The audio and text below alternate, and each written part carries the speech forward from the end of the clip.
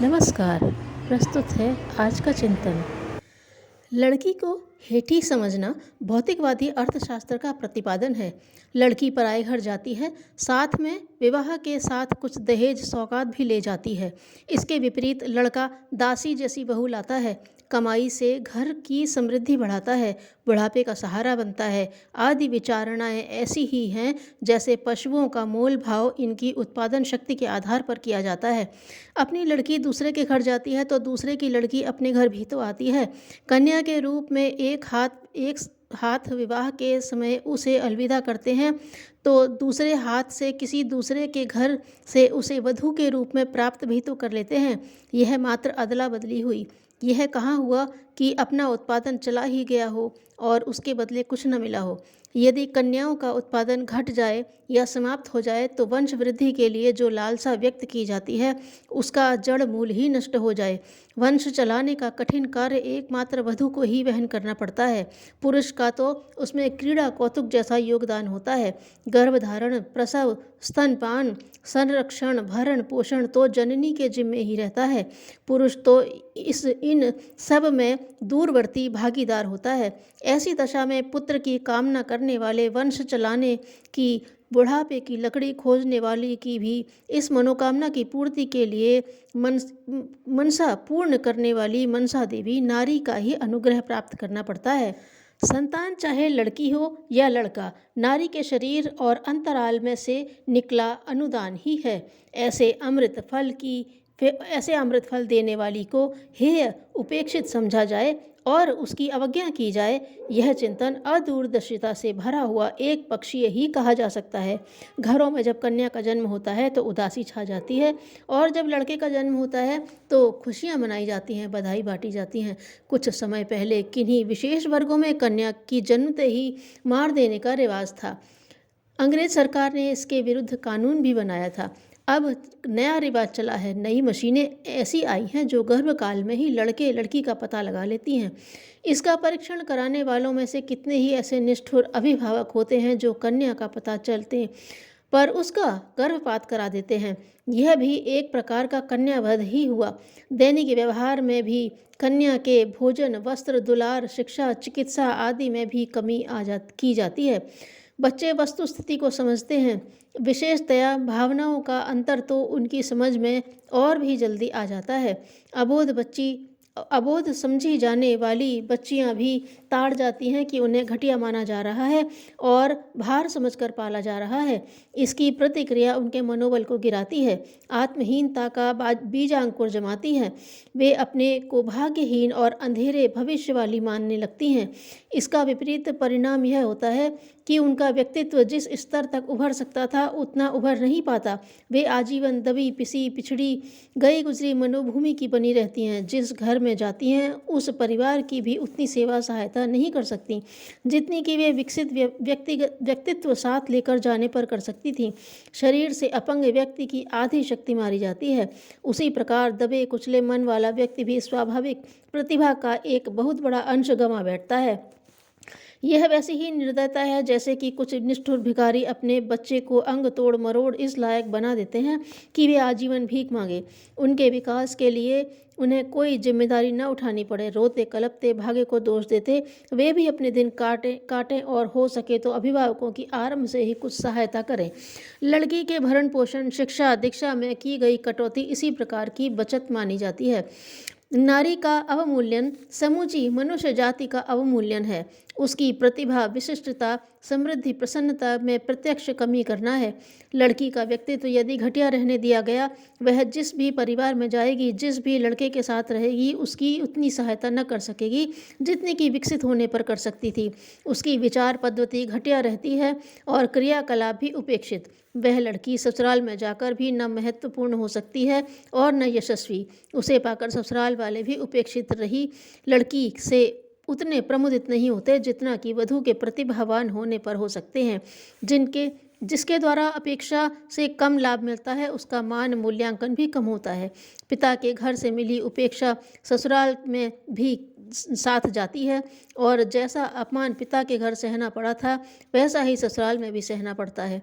फसल बोने, उगाने, सींचने, बड़ा करने की जिम्मेदारी तो अभिभावकों के घर पूरी हो जाती है, ससुराल वाले तो फसल काटने आते हैं। यदि बुआई, सिंचाई, रखवाली में उपेक्षा बरती गई तो उस फसल का समुचित लाभ काटने बटोरने वालों को भी कैसे मिल सकता है और अपने भाग्य को कैसे सराहा जा सकता है।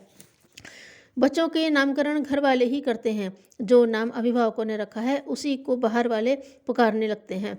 यदि माता पिता कन्या के अवतरण को भाग्यहीनता का चिन्ह मानते रहे हैं तो पड़ोसी, संबंधी, ससुराल वाले ही क्यों उसे भाग्यवान समझने लगे और क्यों सम्मान देने लगे। इस प्रकार अपनी कन्या का भविष्य अंधकारमय गया गुजरा बनाने की जिम्मेदारी प्राकारांतर से उन अभिभावकों पर ही पड़ती है जिन्होंने उसे दुर्भाग्य सूचक माना और लड़के की तुलना में अपेक्षाकृत गया गुजरा व्यवहार किया।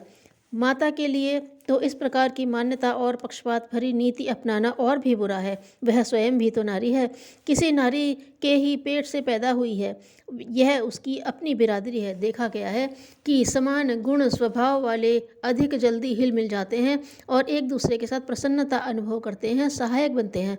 इस परंपरा के अनुसार महिला बिरादरी को तो कन्या जन्म पर अधिक प्रसन्नता व्यक्त करनी चाहिए, क्योंकि उन्हीं की बिरादरी में संख्या की वृद्धि हुई है। पर उल्टा देखा जाता है, पुरुष भले ही इस बात को अधिक महत्व न दें, पर स्त्रियां सिर आसमान पर उठा लेती हैं।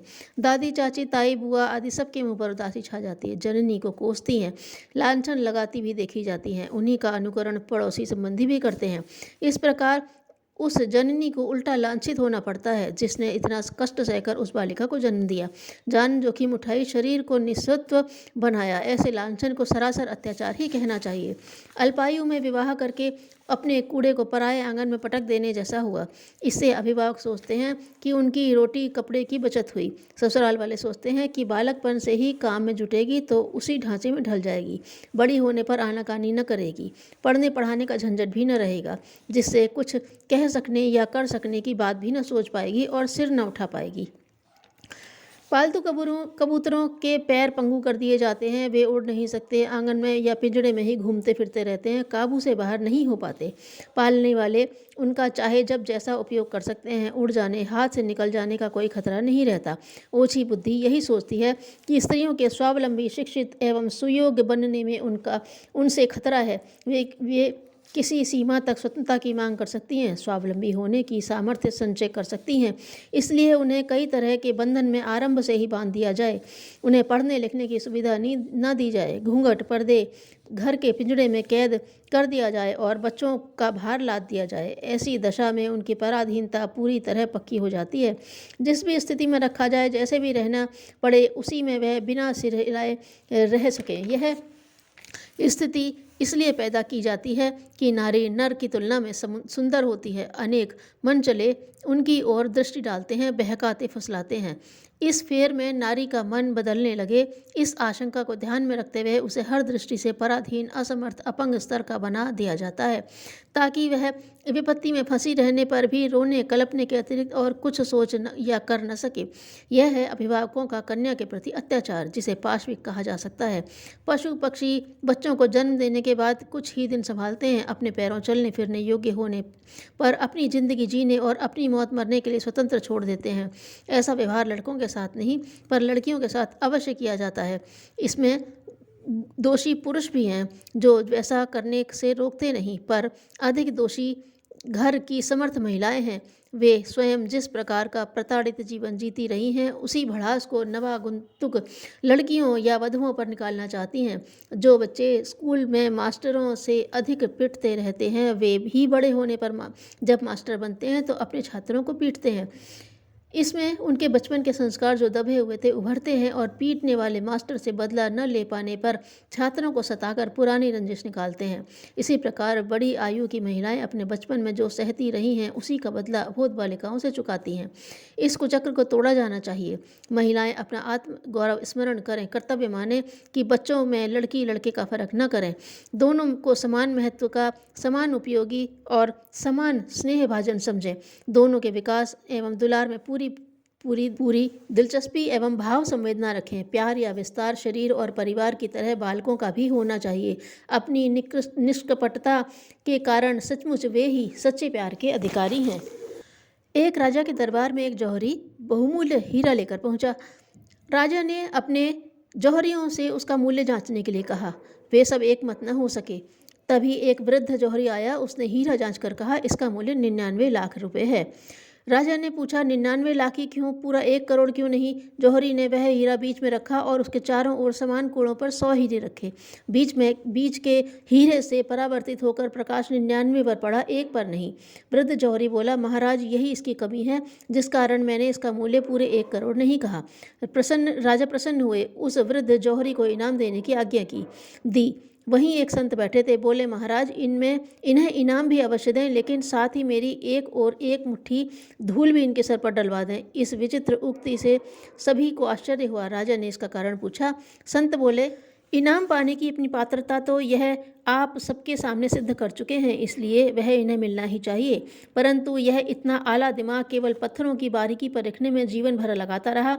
ऐसा दिमाग देने वाले के बारे में इसने जरा भी गहराई से नहीं सोचा, तो सत्कार्यों में अपनी प्रतिभा जरा भी नहीं लगाई। इस प्रतिभा का सुनियोजन यदि हुआ होता तो यह क्या से क्या कर सकती थी। इनकी इसी कमी के कारण इन्हें एक शिक्षा मिलनी चाहिए। धन्यवाद।